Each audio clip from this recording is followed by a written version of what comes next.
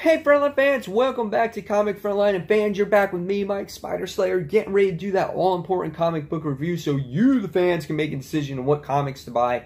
And today, guys, we're continuing our coverage on Legacy, and I'm going to be talking about Spirits of Vengeance, issue number 1. That's right, fans. Now, back in the 90s, I think I had a couple of these issues of Spirits of Vengeance, but never read through the whole thing.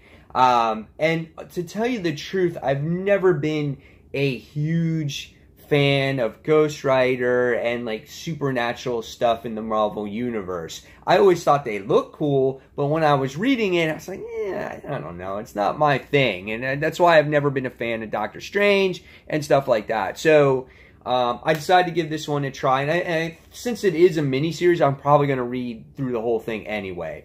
So, wound up getting the lenticular cover, so you guys actually see that here. It represents the giant-size X-Men book, but then when you change it, you can see the change in the lenticularness. And then if you want to actually see the cover clear, that's what it actually looks like there. And so, yeah. Interior artwork, I thought with this book, looked pretty good. It's done by David Baldion, if I say his name correctly. It's written by Victor Jesler. But the artwork is pretty nice. It has some cool little demonic type of creatures in there. And I think what really made this book look good, I thought, was the coloring. I thought the coloring was really nice. And the characters were a little bit over-exaggerated. And I like that in comic books because, you know, we're reading comic books. Not everything should be so realistic all the time, you know. I think things should be a little bit over-exaggerated. So, let's talk about the story here. Now, again, I didn't read any of the original Spirits of Vengeance, so if anything kind of comes true or, you know, relates back to the old one, like for nostalgic reasons, I might miss it. So, I apologize in advance for that. So, in the beginning of this book, we wind up seeing this narration, what was kind of cool, from this bartender who's serving Johnny actually this coffee and how it has all this ill effects on you. And I thought that narration was really great. It's like, yeah, you can drink some coffee and it gives you, you know, energy, but some people drink themselves into a stupor. And as Johnny is talking to this bartender, we find out there's this mysterious guy in here who sits there and it wound up getting shot, and he has, like, it looks like this silver bullet, I guess. And he winds up dropping it in a plate in front of Johnny, and he sits there and he, like, burns up or turns into a phoenix. I don't know what happens to this guy, but he mentions Damien's name, Hellstrom, in there.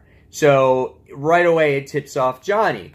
So what happens is Johnny takes this bullet and he, you know, winds up leaving. And the book is kind of comical in the beginning because you have this bartender in there who has this fire in his establishment. He's kind of like, no worries, I'll take care of it. And he's like spraying everything. And I thought that was like hysterical. Maybe this happens in his bar all the time, but I think I would have a little more sense of urgency to put out this fire, wouldn't you?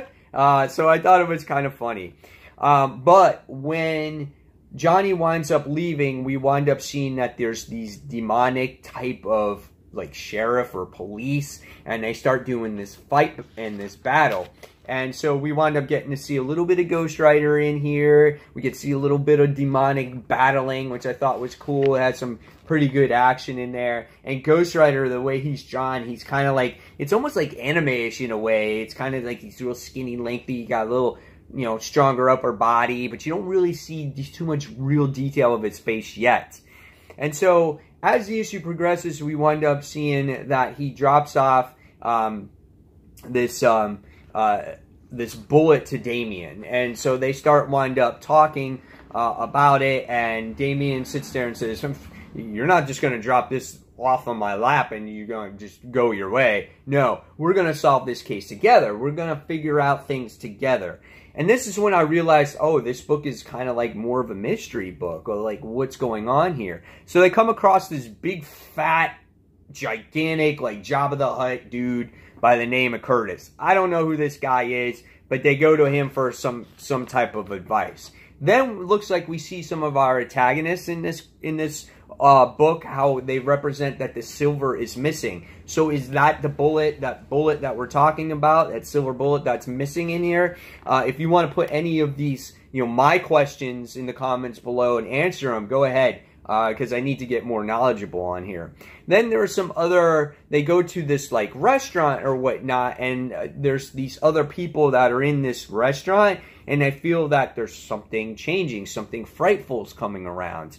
So we get to see a little bit of that as well. And then by the time we wind up getting to the end of this issue, we get to see this bank, it's being robbed. And then the next thing you wind up finding out is that they're vampires. And so these vampires start exploding in the van, and the van tips over. And at the very end of this book, we wind up seeing Blade, who we all know is the vampire hunter. And we wind up seeing him just kicking some serious ass. And then that's how the issue ends. And then you wind up getting a little picture of, the next issue.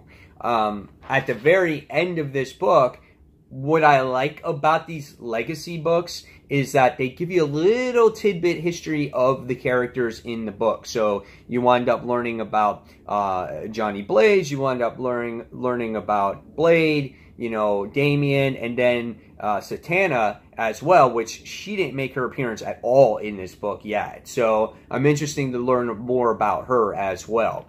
So, and that's basically how the issue ends. What do I think about this book? You know what? I read it twice, and just so I could digest it a little bit better, I like the mystery aspect of it. Now, I'm not a huge fan of these characters, so I don't have as much vested, or I can't relate myself a lot to these characters, but I do like the supernatural of it. It's something different that I haven't read in a while, and I thought it was pretty cool. Has it been my favorite Marvel Legacy book that I've read so far? No. But in many ways, it's kind of like, what do you like the best? What are you looking forward to the most, And even though this wasn't, I still thought it was a readable book. I still like it. I still enjoy it. I like the artwork. And I want to see how the story progresses. And it just, expands my horizons a little bit more. So in the end, I'm going to give this one a 3.75 out of 5 stars. I just found myself not knowing enough, and I hope that in the second issue, they dive into the characters a little bit more, so you have, if you're a new reader, you understand what's going on. That's my really only nitpick about this book. It just felt like I was a little bit lost with all these characters. So, again, 3.75 out of 5. In the comments below, tell me what you thought of Spirits of Vengeance, issue number 1. Was this all your hopes and dreams? Are you happy that this series has made a return in the Marvel Legacy? So guys, leave those comments below. And as always, this is Mike Spider saying thank you so much for watching. Check out comicfrontline.com. You can also check out our Discord, where you can talk to the Comic Frontline crew 24/7 of the day. And check out our live stream that happens every Tuesday night, 10 p.m. Eastern Standard Time, where we talk about our favorite top 5 comics of the week. We talk about the comics week's worth of news, and we just have a blast on there, guys. So as always, thank you for watching, and until our next comic book review, this is Mike Spider signing off, saying peace, everyone. Take care. Bye.